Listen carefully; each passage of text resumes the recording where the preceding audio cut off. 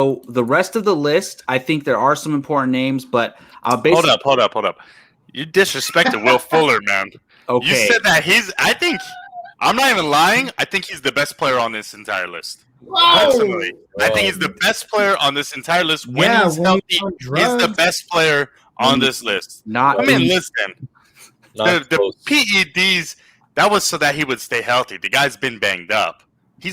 When he's Okay. played, he's produced. This is also a different scenario because if he just came out of this season, no steroid controversy, right? Performing the way he did, his free agency market would be way higher. So now he's like, what is not every team's not going to be dying to sign him, right? So I'll go to you first, Joe, with Will Fuller.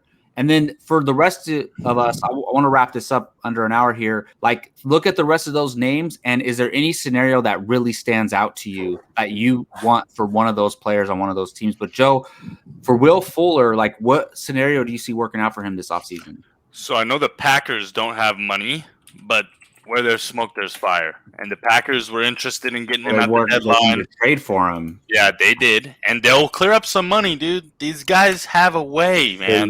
They're losing 2 running backs pretty much. There's always a way to get some money cleared up. You got to look through the roster. You got to find out guys restructure. Well, you can make trades too. Restructure trades. People restructure. Guys get waived. It happens. They're gonna end up clearing up just enough money. Listen, the Green Bay Packers know that they need to go out and get Aaron Rodgers a Super Bowl. Like, this is it. You either win with him next year or he's leaving. That's just a fact. You know, the guy's not happy. He's been pissed off. They went and got Jordan Love. They didn't get him a wide receiver, and it showed. Devonta Adams killed it, but they have no number 2. Justin talked about it. There is nobody else there. Will Fuller is that perfect number 2. The guy is a speed man. He can bust out for 40, 50 yards, and Aaron Rodgers, we know, can throw those Hail Marys. So Devonta Adams is eating all day, getting 10 catches for 120 yards like he normally does, and Will Fuller catches 4 passes for 83 yards and a touchdown.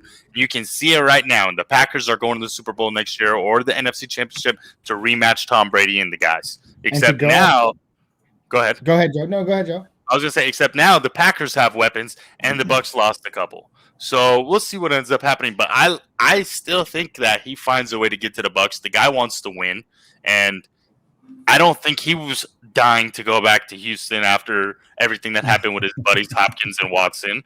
I mean, I don't know. I don't see him saying, "Oh yeah, sure, I'm going to re-sign for 5 years." When Watson's over here telling him, "Hey man, I'm leaving the first chance I can." You know? Yeah, and they're not going to franchise tag Will Fuller. No, hell no. And to piggyback off of what Joe said too, earlier in the season before the trade deadline, the Green Bay Packers were in trade talks to acquire Will Fuller. So I mean, they were interested in him. They said they loved the way he played. I mean, you could just see it come to fruition here in the offseason. So yeah, and listen, I don't know how much of those steroids or whatever he was taking, PEDs, whatever. I don't know how much that had to do with improving his game. I just know that he didn't get hurt, right? Well, and for Barry Bonds, it was 756 home runs. Listen, baseball and football is kind of a different thing. I'm just kidding, dude. I get it. Listen, it makes him faster and this and that. But listen, Will Fuller's biggest thing is that he could never stay healthy. When he was healthy, he would produce. I didn't see anything different. He didn't look like a different animal. He wasn't beating guys by an extra second. He's always beat guys. It's just every time in the third quarter he would pull up with his hamstring and he'd have to leave the game. That didn't happen last year. So I don't know. We'll see. Let me tell you something. Answer these questions and see where it belongs. You already stated Will Fuller does not need a lot of catches to produce, right? Who doesn't throw a lot, needs a wide receiver, and is a good team?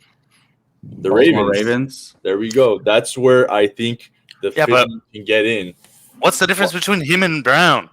And the grand aspect, Fuller's better. Hollywood is obviously not a number 1 anywhere. I don't think he's good, but maybe he has the juju issue where if he can have the attention off of him, then he can highlight his speed. Where Will Fuller doesn't need the ball a lot, so get him where Lamar Jackson, probably who can't throw well at all, let him do the work after catch. That's the problem is that Marquise Brown has consistently gotten open, but Lamar Jackson just doesn't hit him. Why the hell would Will Fuller want to say, "Okay, I'll do it on the other side of the field"? I don't know. He's bigger and better in my mind. He is bigger and better. I agree. He's better than Marquise Brown, but they're very similar talent in the sense that they're going to burn you, and you need to be able to throw them the ball. Which one can do that, Aaron Rodgers or Lamar Jackson? I don't trust Lamar Jackson to do that. If I'm going to get Lamar Jackson a free agent, I'm going to probably get him a Marvin Jones Jr., a big target, someone that's not known for, Marvin Jones does get those deep balls, but he's also just a bigger target, So that's what I'm looking for a guy like Lamar Jackson.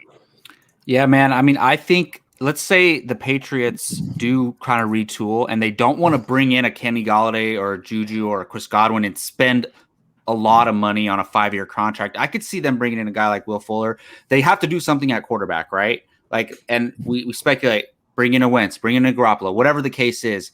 Then you draft that tight end with that number 15 pick overall. What's his name? Have you guys, that guy coming out of college, the beast tight end? He's like a monster. Forget his name.